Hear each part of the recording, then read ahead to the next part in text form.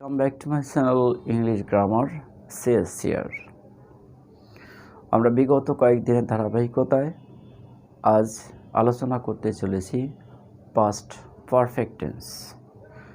হ্যাঁ, এই past perfect tense এতটাই গুরুত্বপূর্ণ যে আমরা পাস্ট পারফেক্ট টেন্সের গঠন হয়তো অনেকে জানি, কিন্তু পাস্ট পারফেক্ট টেন্স ব্যবহার করতে গিয়ে অনেকে পদে পদে হোঁচট খাই। পাস্ট পারফেক্ট টেন্সের কথা শুনলেই কেন জানি আমরা আতঙ্কিত হই। তো শিক্ষার্থী বন্ধুরা, আমার আজকের ক্লাসটি যদি তোমরা প্রথম থেকে শেষ পর্যন্ত মনোযোগ সহকারে দেখো, আশা করি তোমাদের সেই আতঙ্ক আর থাকবে না। তাই ক্লাসটি অনেক বেশি গুরুত্বপূর্ণ হতে চলেছে। আর শিক্ষার্থী বন্ধুরা, আমি আবার বলছি, যারা এখনও পর্যন্ত আমার চ্যানেলটি সাবস্ক্রাইব করোনি, আশা করি তারা সাবস্ক্রাইব করবে। যারা অলরেডি সাবস্ক্রাইব করেছে তাদের অশেষ ধন্যবাদ। তাহলে শিক্ষার্থীবৃন্দ, এই পাস্ট পারফেক্ট টেন্স আলোচনা করতে গিয়ে এর সঙ্গে সঙ্গে আরেকটি টেন্সের কথা চলে আসে, সেটি হচ্ছে পাস্ট ইনডিফিনিট টেন্স। অর্থাৎ পাস্ট পারফেক্ট টেন্স আর পাস্ট ইনডিফিনিট টেন্স এই দুটো এখানে অঙ্গাঙ্গিভাবে জড়িত।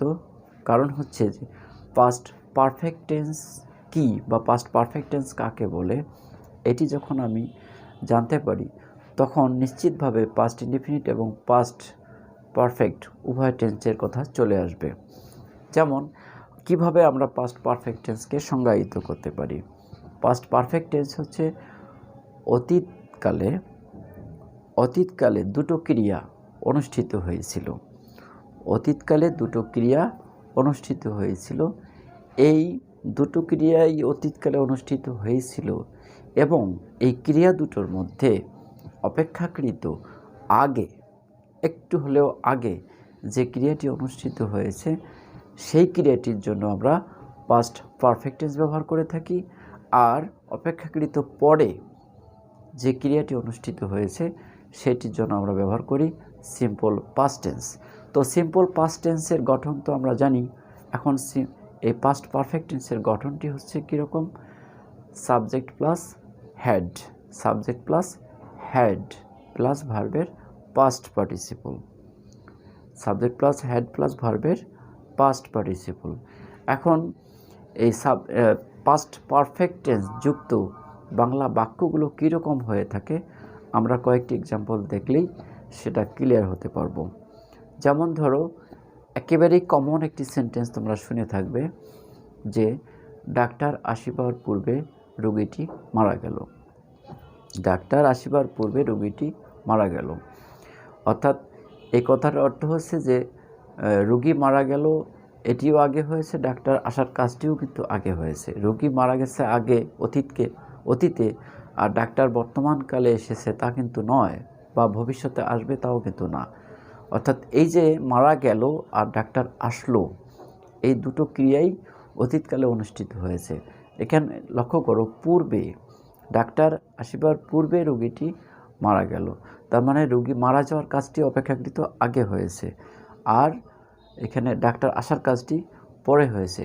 তাহলে আমরা মারা যাওয়া এই ভার্বটিকে আমরা পাস্ট পারফেক্ট টেন্স ইউজ করব, আর ডাক্তার আসা যে ভার্বটি, এই ভার্বটি আমরা পাস্ট ইনডিফিনিট টেন্সে ব্যবহার করব।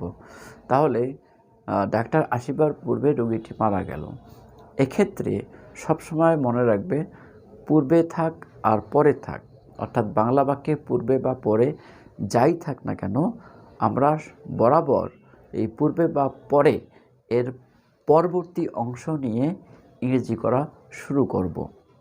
যেমন এখানে ডাক্তার আসিবার পূর্বে রোগীটি মারা গেল, তাহলে রোগীটি মারা গেল এটি আমরা প্রথমেই লিখব দ্য প্যাশেন্ট ডাইড বিফোর, পূর্বে, দ্য ডক্টর কেম। কিন্তু এখানে কথা হচ্ছে, যেহেতু মারা যাওয়ার কাজটি আগে হয়েছে, অতএব এখানে আমরা পাস্ট পারফেক্ট টেন্স ব্যবহার করব। সেক্ষেত্রে বাক্যটি কী হচ্ছে? The patient had died, the patient had died before the doctor came, before the doctor কেম। আচ্ছা, এবার ধরো আমি স্টেশনে যাওয়ার পর ট্রেনটি ছাড়লো। আমি স্টেশনে যাওয়ার পর ট্রেনটি ছাড়লো। এখন তাহলে ট্রেনটি ছাড়লো, এটা আমরা আগে লিখব। দ্য ট্রেন স্টার্টেড বা the train left after I reached the station. এখন ট্রেন ছাড়ার আগে কিন্তু আমি পৌঁছে গেছি, তাহলে এখানে আমার পৌঁছার কাজটি অপেক্ষাকৃত আগে হয়েছে, তাহলে আই রিচড না হয়ে কি হবে, I had reached the train left বা the train started after I had reached the station. এখানে ইংরেজি বাক্য দুটো লক্ষ্য করো। প্রথমে কি হয়েছে, the patient had died before the doctor came, অর্থাৎ বিফোরের আগে had died past perfect tense হয়েছে। আবার এখানে কি হলো, দ্য ট্রেন স্টার্টেড বা the train left after I had reached the station. এখানে আফটারের পরে পাস্ট পারফেক্ট টেন্স ব্যবহার করা হয়েছে। তার মানে ইংরেজি বাক্যে আমরা বিফোরের আগে পাস্ট পারফেক্ট টেন্স ব্যবহার করব, আফটারের পরে পাস্ট পারফেক্ট টেন্স ব্যবহার করব। বা আরও সহজ করে যদি বলি, past perfect tense is used before the বিফোরের আগে, অ্যান্ড আফটার দ্য আফটারের পরে। আরও কয়েকটি বাক্য প্র্যাকটিস করলে বিষয়টি তোমাদের কাছে অনেকখানি পরিষ্কার হয়ে যাবে। এবার ধরো বৃষ্টি থামিবার পর আমি স্কুলে পৌঁছিলাম।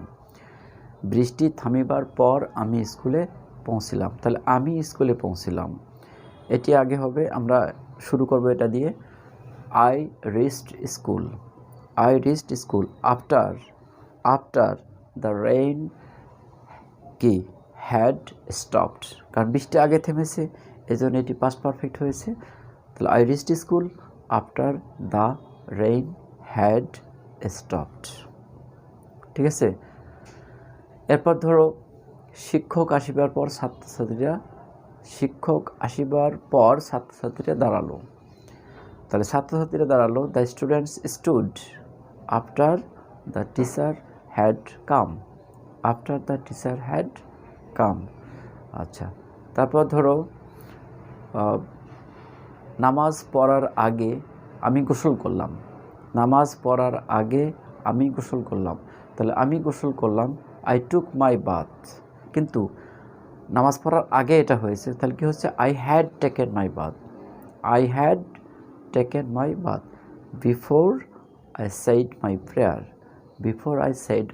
প্রেয়ার। তাহলে বিফোরের আগে হ্যাড টেকেন পাস্ট পারফেক্ট, আর ওদিকে হচ্ছে বিফোরের পরে কি হলো, সেইড পাস্ট ইনডিফিনিট টেন্স। এই জন্য বারবার আমি বলতে চাচ্ছি, স্মরণ করাতে চাচ্ছি যে বিফোরের আগে পাস্ট পারফেক্ট, আফটারের পরে। আর বাংলা বাক্যগুলো যখন আমরা ইংরেজি করব তখন সবসময় পূর্বে থাক পরে থাক, পরবর্তী অংশ নিয়ে শুরু করব। আচ্ছা, এবার আরেকটি বাক্য দেখি। ধরো নাস্তা করার পরে আমি স্কুলের উদ্দেশ্যে রওনা হলাম। নাস্তা করার পর আমি স্কুলের উদ্দেশ্যে রওনা হলাম। তাহলে আই স্টার্টেড ফর স্কুল। নাস্তা করার পর, তোমরা আগে নাস্তা করেছি, তাহলে after I had taken my breakfast. I started for school after I had taken my breakfast. আচ্ছা, এবার ধরো জমি চাষ করার আগে তিনি জমিতে কৃষকটি জমিতে সার দিলেন। জমি চাষ করার আগে কৃষকটি জমিতে সার দিলেন। তাহলে হচ্ছে দ্য ফার্মার জমিতে সার দেওয়ার কাজটা আগে হয়েছে, তাহলে had put fertiliser in the field. The farmer had put fertiliser in the field before he ploughed the land, before he ploughed it. কারণ দ্য ফিল্ড বা ইন দ্য ফিল্ড যেটাই হোক, আমরা তার পরিবর্তে ইট ব্যবহার করতে পারি। ঠিক আছে। আচ্ছা, এবার ধরো মাঠে যাওয়ার পর খেলা শুরু হলো। তাহলে আমরা মাঠে যাওয়ার পর খেলা শুরু হলো, তারপরে আছে তাহলে তো হচ্ছে দ্য টুর্নামেন্ট বা দ্য ম্যাচ বা দ্য গেম স্টার্টেড বা বিগান, যেটাই বলো। পরে আফটার, আমরা মাঠে যাওয়ার আগে, after we had gone to the field বা after we had reached the field, after we had reached the field. আচ্ছা, এ ধরনের আরও একটি বাক্য লক্ষ্য করো। ধরো দরজা বন্ধ করে সে বাইরে গেল। দরজা বন্ধ করে বা করার পর সে বাইরে গেল। দরজা বন্ধ করার পর সে বাইরে গেল, তাহলে সে বাইরে গেল। He went out, he went out after he had shut the door, after he had shut the door. আচ্ছা, বাজারে যাওয়ার পর আমরা একটি মোটরসাইকেল কিনলাম। বাজারে যাওয়ার পর আমরা একটি মোটরসাইকেল কিনলাম, তাহলে আমরা মোটরসাইকেল কিনলাম। We bot a bike, we bot a bike after we had gone to the market, after we had gone to the market. তাহলে এই যে বাক্যগুলো আমরা প্র্যাকটিস করলাম, দেখবে প্রত্যেকটি বাক্যেই কি পূর্বে বা পরে এই শব্দগুলো রয়েছে, কিন্তু পূর্বে পরে যাই থাক, তাহলে আমরা পরের অংশটি দিয়ে ইংরেজি করা শুরু করব। আর শুরু করব বটে, কিন্তু ইংরেজি বাক্যের ক্ষেত্রে কি হবে, বরাবর বিফোরের আগে পাস্ট পারফেক্ট টেন্স হবে, আফটারের পরে পাস্ট পারফেক্ট টেন্স হবে।